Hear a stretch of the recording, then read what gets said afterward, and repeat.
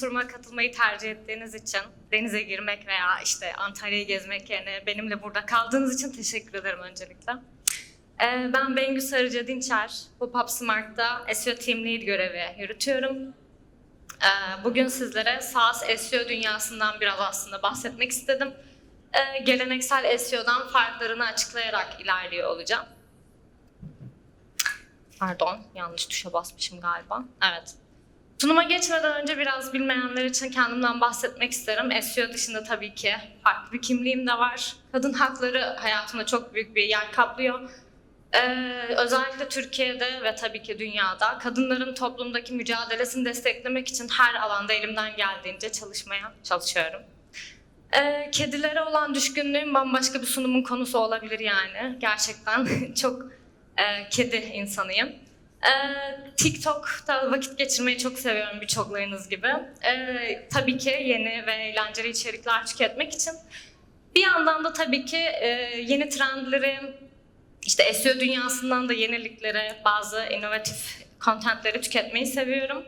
Growth'a büyük önem veriyorum. Yani tam karşılığı değil ama Türkçe'de büyüme anlamına gelse de daha farklı bir içeriği olduğunu biliyorum İngilizce'de ve bunun aslında tam karşılığını şöyle açıklayabilirim benim hissiyatıma göre. Dinamizm, kendini yenileme, yerinde duramama ve sürekli kendini daha geliştirmeye adamak gibi bir prensibim var hayatımda. Bu benim kişisel anlamda da önem verdiğim bir konu. Profesyonel anlamda da ekibimle beraber Growth'a büyük önem veriyoruz. Peki neden bugün bir sürü konu varken SaaS SEO konuşmak istedim sizlerle? Şimdi SaaS aslında farklı bir business modeli. Birçoğunuz zaten biliyordur ama bilmeyenler için kısaca özetlemek isterim. Software as a Service'ın kısaltılmış olan hizmet olarak yazılım terimi bu. SaaS iş modelinde geleneksel platformlardan biraz daha farklı süreçler oluyor. Bu yüzden de geleneksel SEO isterlerini yerine getirmekle kalmayıp bu nişe özgü bazı çözümler üretebilmek gerekiyor. Bugün sizlerle ben de bunları paylaşmak istedim. Bunun öncesinde tabii ki bazı istatistiksel veriler paylaşmak istiyorum ki SEO'nun önemini henüz yani bu kadar sunumdan sonra anlamadıysak biraz daha pekiştirmiş oluruz diye düşünüyorum. Sparktora'nın verilerine göre Amerika'da web trafiğinin %63.4'ü Google üzerinden geliyor. Bu bile kendi başına aslında SEO'nun önemini vurgulamaya yeterliyken pastanın diğer paylarına baktığımızda YouTube, Bing, Reddit, Wikipedia, Amazon, LinkedIn görüyoruz ve bunlar da aslında birer arama motoru. Bu yüzden SEO'ya yatırım yapmak özellikle yani tüm web siteleri, tüm platformlar için önemli. SaaS dünyasında da nitelikli trafik elde edebilmeyi ve dolayısıyla da dönüşümü hızlandırabilmeyi sağlıyor. Backlink.com'un verisine göre de hiç sürpriz değil tabii ki. Google'da birinci sırada yer alıyorsanız eğer tıklama oranlarınızın artma ihtimali %27.6 oranında yükselebiliyor. Bu tabii ki yani SEO ile yakından uzaktan ilgili olan herkesin zaten tahmin edebileceği bir şey. Fakat şöyle tabii ki SEO'ya yatırım yapmak dediğimiz zaman bu sadece birinci sırada yer almak gibi algılansa da tüm arama motor platformlarında bir şekilde görünür olabilmeyi, web sitemizin ya da işte herhangi bir app'imizin, platformumuzun görünürlüğünü artırma noktasında bize önemli bir fayda sağlıyor. Bright Edge'in bu istatistiğini de paylaşmak istedim. Burada farklı, şöyle görebiliyorsunuz, farklı endüstrilerin farklı pazarlama çalışmalarıyla aslında ne kadar gelir elde ettiğine dair bir veri bütünü var karşımızda. Ben burada özellikle B2B ve teknoloji alanına dikkat çekmek istiyorum. Çünkü burada organik aramalardan gelen gelirin payı önemli oranda yüksek. Bu alanlarda yani SaaS'ın da içinde bulunduğu bu endüstrilerde organik kanallardan, organik aramalardan gelen trafiğin diğer kanallara kıyasla 2 kat daha fazla gelir sağladığı görülüyor. Bu da SaaS SEO'nun önemini bir kez daha gözler önüne seriyor diye düşünüyorum. Son istatistik verim söz. Adlift'in verisine göre SEO, müşteri edinim maliyetlerini %60 oranına kadar düşürebilmeye yardımcı oluyor. Ücretli aramalar için de SEO'nun payını arttırdıkça bu cost'un düştüğünü görebiliyoruz buna göre. Tabii ki diğer bütün pazarlama faaliyetlerinde destekleyici bir etkisi olduğunu biliyoruz. Ama eğer imkanınız varsa olabildiğince SEO'ya yatırım yapmanızı öneriyorum. Gel gelelim SaaS SEO'nun bildiğimiz geleneksel SEO süreçlerinden farklı yanlarına. Şimdi öncelikle ortak noktalardan da bahsetmek istiyorum. Tabii ki biz de hepimizin bildiği SEO isterlerine önem veriyoruz. Çünkü kullanıcı deneyimini önemsiyoruz. Kullanıcı sorgularını biz de merak ediyoruz, araştırıyoruz. Buna uygun stratejiler geliştiriyoruz. Teknik SEO altyapımızı ona göre kurguluyoruz. Çünkü organik trafiğimizi artırmak istiyoruz.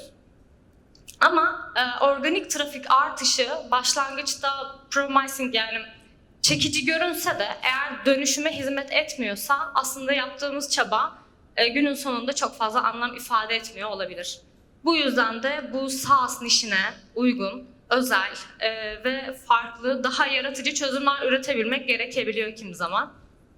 Şimdi biraz bu farklılıkların doğurduğu challenge'lar ve bunların da üstesinden gelebilmek için bizim kendi ürünlerimiz özelinde denediğimiz yöntemlerden biraz insight paylaşmak istiyorum. Bir kere bütün farklılıkların olmasına neden olan ilk prensip revenue modeli. Çünkü SaaS işletmeler geleneksel platformlardan en çok bu model yüzünden ayrılıyor. Geleneksel platformlar, bunun içinde e-ticaret ve diğer platformlara da katıyorum, genel olarak tek seferlik satışlara odaklanıyorlar. Yani olabildiğince hızlı bir şekilde web sitenizdeki herhangi bir içeriği tüketen kullanıcının o anda dönüşüm hedefini gerçekleştirmesini ve sonrasında eğer isterse tekrar gelmesini hedefliyorken, SaaS dünyasında abonelik modelli bir gelir sistemi var. Bu da olabildiğince bir gelen kullanıcının zaten bizimle devam etmesini sağlamak üzerine kurulu bir SEO structure'ı dizayn etmeyi gerektiriyor. Bununla ilgili bir Shopify'dan örnek vermek istiyorum. Belki çoğunuz aşinadır. Shopify bir web site altyapı sağlayıcısı.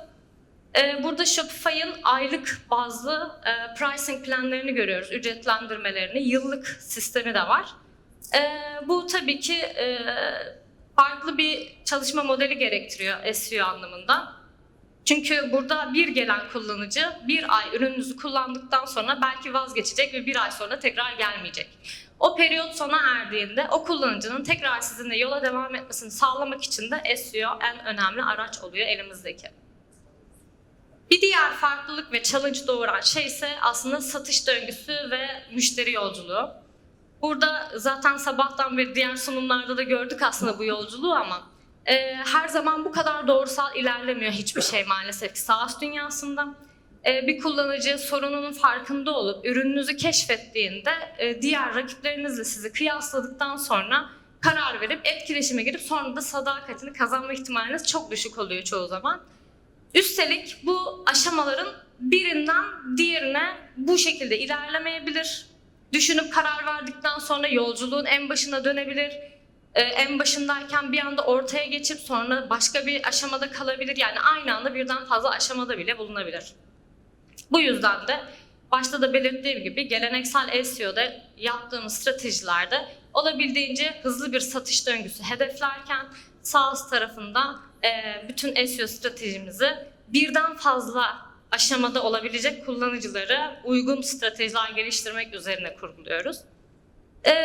Olabildiğince ulaşabilmek için bu kişilere hangi aşamadaysa bu yolculuğu, buna uygun içerikler veya buna uygun farklı ulaşabilme modelleriyle ilerlemeye çalışıyoruz. Bu da tabii ki bayağı bir yaratıcılık gerektiriyor. Size buradan bir e-mail automation ürünü olan Omnisend'in örneğini vermek istedim. Bu içeriğiyle aslında Omnisend mevcuttaki kullanıcılarının bir pain point'ini alıp yeni müşteriler elde edebilmeyi de hedefliyor. Bu içerikte aslında bariz bir soruna Omnisend'in nasıl çözümler ürettiğini de anlatıyor.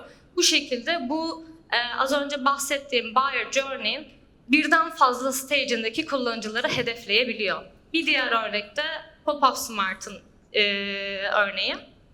Daha önce hiç bu ürünle tanışmamış kullanıcılara ama bir pop-up üretmek ve web sitesini hızlı bir şekilde implement etmek isteyen kullanıcılara nasıl çok hızlı bir şekilde ilk kurulumu yaparak pop-up üretmeye başlayabileceğini anlattığımız bir video content var. Bu şekilde aslında yolculuğun en başındaki, sonundaki, farklı aşamalardaki kullanıcılara hitap edebilme şansımız oluyor. Tüm örnekleri açıkçası açıklayamayacağım. Özür dilerim bunun için çünkü süreyi çok fazla aşmak istemiyorum. Bir diğer örnekte diğer bir ürünümüz olan LiveChat AI'dan vermek istedim. Şimdi pricing'de gördüğünüz gibi Shopify'in pricing planında belli bir oranda ve belli periyotlar arasında şirketler bu ürünü satın alarak kendilerine bir yatırım yapıyorlar. Şimdi bu kararı vermelerini kolaylaştırmada aslında başarı öyküleri bence büyük önem sahibi. Çünkü testimonial mantığında aslında başka şirketlerin bu ürünü kullanarak nasıl faydalandığını, nasıl başarı sağladığını görmek, onların satın alma kararı vermesini ve o journey'in sonuna gelmesini, belki de sadakat kazanmalarını biraz daha hızlandırmaya yarıyor diyebilirim. Zendesk örneğini de vermek istedim. Bu tarz böyle karşılaştırma yazılarına belki çok rastlıyor olabilirsiniz. Bu tarz böyle objektif hem rakiplerin hem de kendinizin farklı taraflarını kıyasladığınız noktalarda farklı aşamalarda olan, yine tabii ki ihtiyacına dair bir farkındalığı olan kullanıcıları etkileme şansınız olabiliyor. İçeriklerden bahsetmişken içerik stratejisine dair de farklı noktalara değinmek istiyorum tabii ki. Geleneksel platformlarda daha çok herkesi hedefleme imkanınız olabilirken SaaS dünyasında aslında bütün elinizdeki malzeme yazılımınız, kendi ürününüz ve bunu en doğru kitleye ulaştırmanız gerekiyor.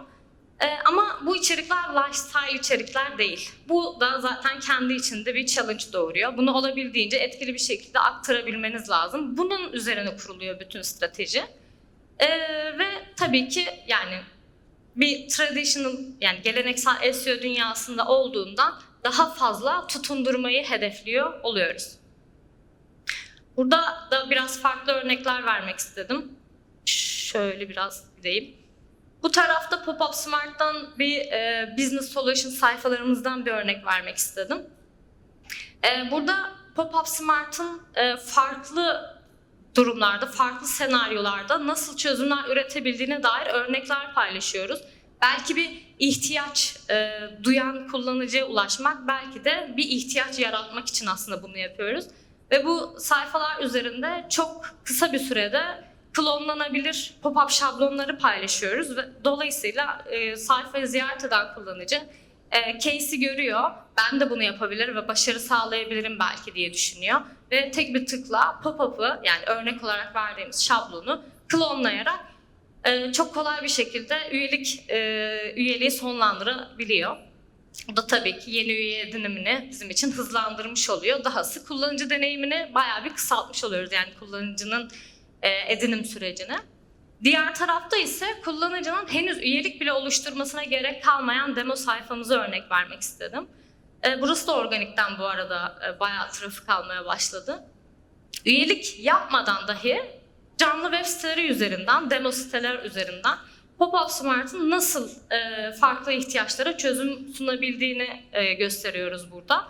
Bu da yine hani eğer kullanıcının bir ihtiyacı varsa, daha doğrusu bir ihtiyacına doğru çözüm üretebiliyorsak bunu gösterebilmek için doğru bir alan oluşturuyor. Burada da rakiplerimizden bir örnek vermek istedim. Wise Pop-Up Smart'ın bir rakibi ve Comparison, yani Pop-Up Smart Alternatives gibi bir sorguyu hedefleyerek bu içeriği üretmişler. Bunda garip bir şey yok bu arada. Bunu genel olarak bütün SaaS platformları yapıyor, bu tarz comparison'ları. Başarılı da oluyor çünkü rakibine gitmek üzere olan veya rakibinden ayrılıp alternatiflerini arayan kullanıcıları hedefleyen SaaS işletmeleri bu içerikler sayesinde rakibinden nasıl sıyrıldığını etkili bir şekilde anlatabilme şansı oluyor. Diğer örnek ise Pop-Up Smart'tan. Burada ürünü nasıl kullanabileceğini, nasıl daha verimli kullanabileceğini farklı case'ler üzerinden anlatıyoruz ve adeta bir yemek tarifi gibi adım adım, yani böyle step by step inceletiyoruz kullanıcıya. Ve sonunda üst satış veya çapraz satış yapma imkanı dahi bulabiliyoruz buradan. Bir diğer challenge doğuran faktör ise satın alımı yapacak olan buyer personalar. Geleneksel platformlarda daha önce de belirttiğim gibi genellikle hızlı satın alımları hedefliyorlar, hedefliyorsunuz. Çünkü genellikle bizim contentimizi tüketen kullanıcı satın alım kararını verecek kişi, yani son tüketici veya işte dönüşüm hedefini gerçekleştirecek son kişi. Fakat SaaS dünyasında ne yazık ki bu iş öyle değil. Bunu bir HubSpot örneği üzerinden açıklayayım. Burada birçoğumuzun kullandığı bir ürün. Çok ünlü bir marketing platformu HubSpot. Ve HubSpot'un genel olarak kullanıcı kitlesi, yani HubSpot ürünlerini kullananlar marketingçiler veya developerlardan oluşuyor. Ama ne yazık ki bu kişilerin satın alım gücü yok. Yani bu kararı verme etkisi olmuyor çoğu case'te. Satın alma kararını ise SaaS ya da işte B2B ürünlerde çoğu zaman işletmenin sahibi, yani business owner yapıyor. Fakat bu insanların da tabii ki satın alım kararını verirken ürün detaylarını, faydalarını incelemek için çok fazla vakitleri olmuyor. Bu noktada da influencerlar devreye girebiliyor. Influencerlar da HubSpot örneğinde çoğu zaman CMO'lar veya CTO'lardan oluşuyor. Şimdi dolayısıyla burada 3 farklı kitleye hitap etmeniz lazım. Bunu nasıl yapabilirsiniz? Yani ya bir content içerisinde hem teknik detayları vereceksiniz, hem ürününüzü çok çekici hale getirmeye çalışacaksınız. Yani zor bir denge tabii ki. Ama tabii ki dilerseniz her birine ayrı contentler üzerinden de ulaşabilirsiniz. Burada tabii ki kullanıcı eğilimlerini araştırmanız gerekiyor. Çünkü çok farklı kitlelere hitap etmek gerçekten çok da kolay değil. Bir diğer farklılıksa müşteri edinme ve gitmesini önleme noktasında karşımıza çıkıyor. Başta da belirttiğim gibi anlık dönüşümler hedefleniyor geleneksel platformlarda. İşte hemen uygulamayı indir, hemen satın al, şimdi tatile başla vesaire gibi call to action'larla. Bu yüzden de yani hiç değil ama SaaS dünyasından çok daha az hedefleniyor satış sonrası tecrübeler. Yani elbette bir e-ticaret sitesi satış sonrasında yine kullanıcısıyla ilgileniyor, feedbacklerini dinliyor ve geri dönmesi için, tekrar satın alım gerçekleştirmesi için elinden geleni yapmaya çalışıyor ama SaaS dünyasında bu çok daha yüksek oranda oluyor. Çünkü bu abonelik temelli revenue modelden kaynaklı bir durum var. Kullanıcıların gitmemesi, gitse bile geri dönmesi için elimizden geleni yapmak noktasında SEO'nun çok faydalı olduğunu düşünüyorum. Burada farklı örnekler vermek istedim. Şu tarafta FAQ bölümünü görüyorsunuz. Kimi zaman bazı girdiğiniz, ziyaret ettiğiniz sitelerin bazı sayfalarında sıkça sorulan sorular bölümü görmüşsünüzdür. Burası özellikle Google'un People Also Ask köşesinden esinlenerek oluşturuluyor genellikle aslında. Oradan da iyi trafik alma imkanınız olabiliyor. Bu bölümde hem mevcut müşterilerinizin muhtemel ürününüzle ilgili sorunlarına yanıt bulabilme şansı veriyorsunuz. Hem de yeni gelebilecek leadlerin aslında ürününüzle ilgili akıllarında oluşabilecek soruları yanıtlama şansınız oluyor. Diğer bir örnek de şu sol alttaki, size göre sağ sanıyorum. HR Assistant AI bizim farklı bir ürünümüz daha. Dokümantasyon bölümleri, bunu örneklendirmek istedim. Dokümantasyon aslında yazılım dünyasında yazılımınızın, yani ürününüzün kullanma talimatları gibi bir bölüm ve bence olmazsa olmaz bir bölüm. Burada ürününüzün en doğru şekilde, en fayda sağlayacak şekilde nasıl kullanıldığını birebir anlatma şansınız oluyor. Ve inanır mısınız, buradan iyi trafik alabilme şansınız var. Çünkü ürün sorgusu değil ama bir şekilde how to train AI Assistant diye bir sorgudan bile trafik edilme şansınız olabiliyor. Dahası Customer Support ekibinizin yükünü azaltabilme şansınız olabiliyor. Ürünle ilgili kafasında bir sorusu olan ve bunu arama motorları üzerinden gerçekleştiren, sorununa bir yanıt arayan kullanıcıyı etkileyebilme şansınız oluyor. Son örneğim ise community'ler. Bu tarz discussion forumları, yani özgür bir şekilde tartışma ortamı sunan forumlar, community'ler özellikle son dönemlerde SEO dünyasında bayağı bir yankı uyandırmaya başladı. Tabii ki her zaman vardı ama son algoritma güncellemeleriyle beraber SERP'te çok Reddit görmeye başlamışsınızdır size diye düşünüyorum. SaaS dünyasında da community'ler bayağı bir faydalı olmaya başladı. Nasıl? Şöyle. Kullanıcılarınız veya potansiyel kullanıcılarınız gelip sizin ürününüzle ilgili sorularını veya önerilerini, şikayetlerini bu platformlar üzerinden iletebilme şansı buluyor. Dahası diğer kullanıcılar da onlara yanıt vererek etkileşime geçebiliyorlar. Belki ekibinizden birisi soruna çok kolay bir şekilde bir çözüm bulabildiğini söylüyor vesaire. Bu şekilde arama motorları da bu discussion forumlarını ödüllendirip renk almasını sağlıyor. Yani bu konuda destek oluyor diyebilirim. Pazardaki rekabette de bayağı bir farklılaşıyoruz aslında geleneksel platformlarla. Geleneksel platformlarda ürününüz veya sunduğunuz hizmetiniz ya farklı olabiliyor zaten rakibinizden. Yani aynı çözüme farklı bir ürün sunuyor olabilirsiniz. Orada farklılaşmıyorsanız ürünün özelliklerinde farklılaşma imkanınız var. Ya da diyelim ki birebir aynı ürünü veriyorsunuz ama fiyatlandırmada farklılaşabilirsiniz. Yani hiçbiri değilse brandingle farklılaşma şansı bulabiliyorsunuz. SaaS dünyasında ise genellikle rakiplerinizle neredeyse birebir aynı ürünü çok minor farklılıklarla veriyorsunuz ve bu farklılıkları etkili bir şekilde aktarabilmeniz gerekiyor. Bu zaten başlı başına bir challenge oluşturuyor. Buradaki örnekleri çok fazla açıklayamayacağım. Biraz süremi aştım. Direkt hepimizin sanıyorum bildiği Ahrefs örneğini vermek istiyorum kısaca.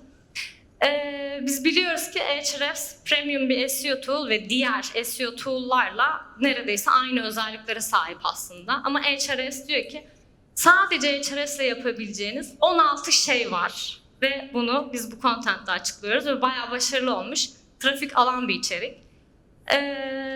Yani bu şekilde aslında rakibinizden farklılaştığınız noktaları etkileyici, belki çok daha minimal anlatarak verebilme şansınız oluyor. Rekabet demişken bunu pazarla sınırlamak istemedim. Backlink, yani başka web sitelerinden kendi web sitenize aldığınız geri bağlantılar üzerinde de bir rekabet söz konusu. Çünkü daha önce de belirttiğim gibi bizim web sitemiz lifestyle değil. Sadece ürünümüzden bahsediyoruz çoğunlukla. Ve bu contentlerimizle, bu sayfalarımızla backlink kaynaklarımız da oldukça sınırlı oluyor. Bu noktada tabii ki 1 milyon tane yöntem sayabiliriz. Burada sadece 2-3 tanesini örneklendirmek istedim.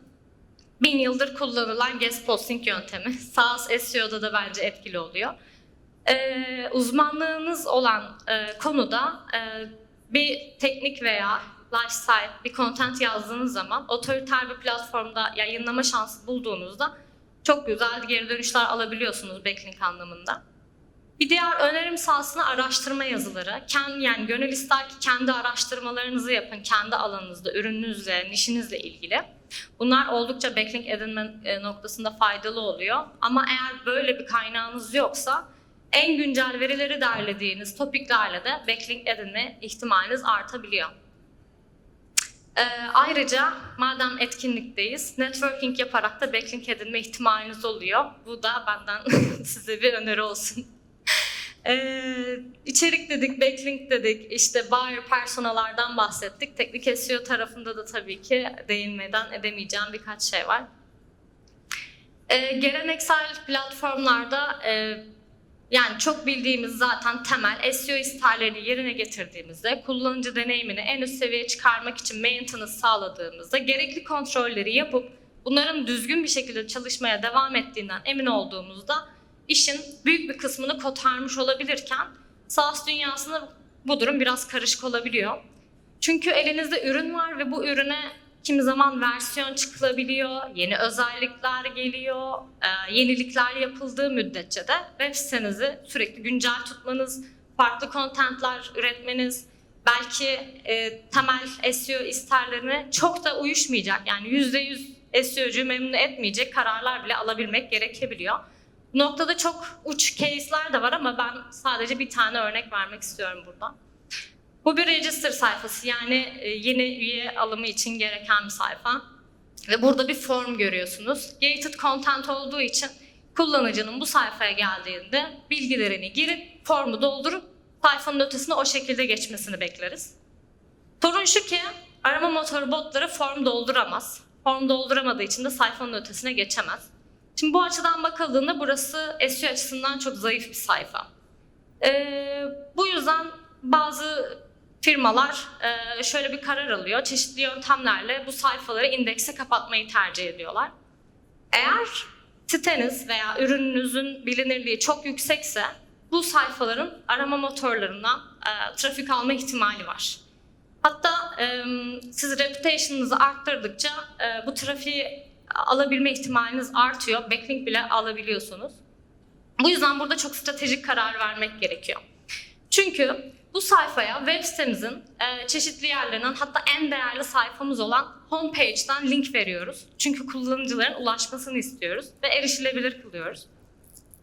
Kullanıcılar bu sayfaya ulaşabiliyor, okey, ama arama motoru botları da ulaşabiliyor. Bu sefer de bir konflikte yol açıyor bu.